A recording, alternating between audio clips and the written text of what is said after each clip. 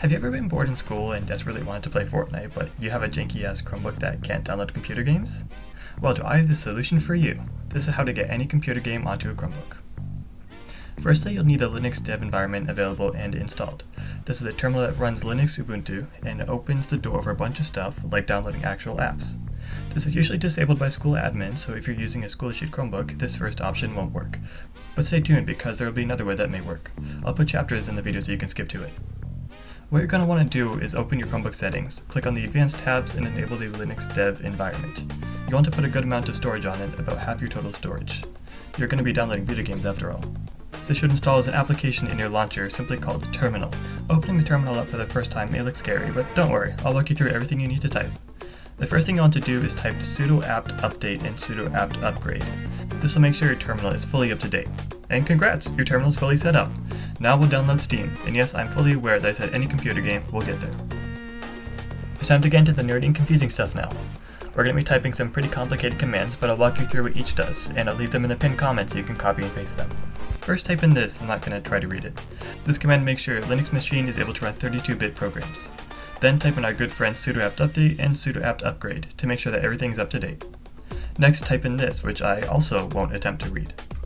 This downloads and installs a 32-bit Mesa 3D graphics library and OpenGL graphic library, which Steam uses for running games and rendering 3D graphics respectively. If asked if you want to install it, type Y for yes and then press enter. Then type in this, which I will also not be reading. This installs the Steam installer. If prompted, press Y. Finally type in this and press Y when prompted.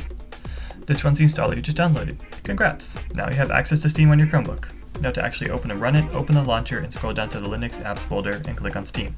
I recommend pinning it to your taskbar for easy access.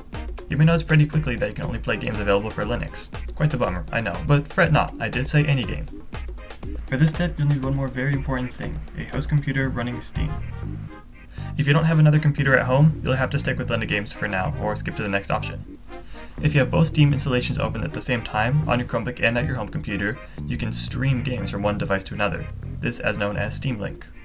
It is a downloadable app for all devices, but comes integrated with every Steam OS. So yes, that does mean that you can play Steam games on your mobile phone. Steam itself defines it as mirroring the computer's experience to your device.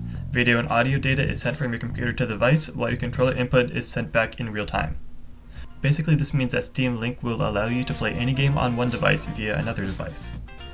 Getting this to work may take a few closing openings and restarts, but an option labeled Stream should eventually be available, either replacing the usual play button or from a drop-down list next to the play button. For example, by clicking the Stream button on a game such as Celeste, Steam would launch the game on your home computer but display it on the Chromebook, and use the inputs from the Chromebook to control the game. This effectively lets you play any Steam game on your Chromebook as if it were on the original device. Now be warned that there will be some input lag and degradation in graphics depending on both systems and the internets they're connected to, which may make online multiplayer games difficult or even unplayable. And there you go, now you can access any Steam game on your Chromebook. But I did say any game in general. In Steam, back on your home machine, you'll want to click the Add Game button in the bottom left corner and select Add a non-Steam game. Then simply select the game from a drop-down list.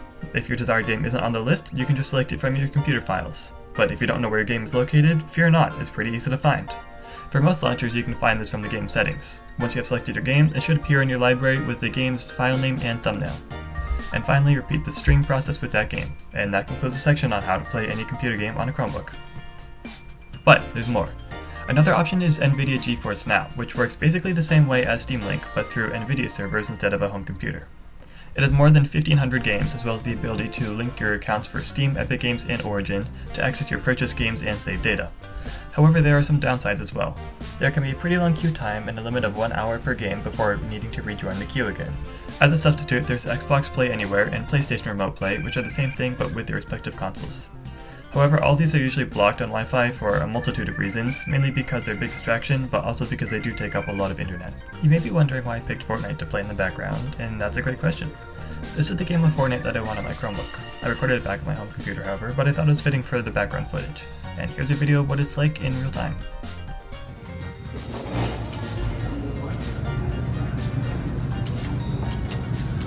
Yes, I did it.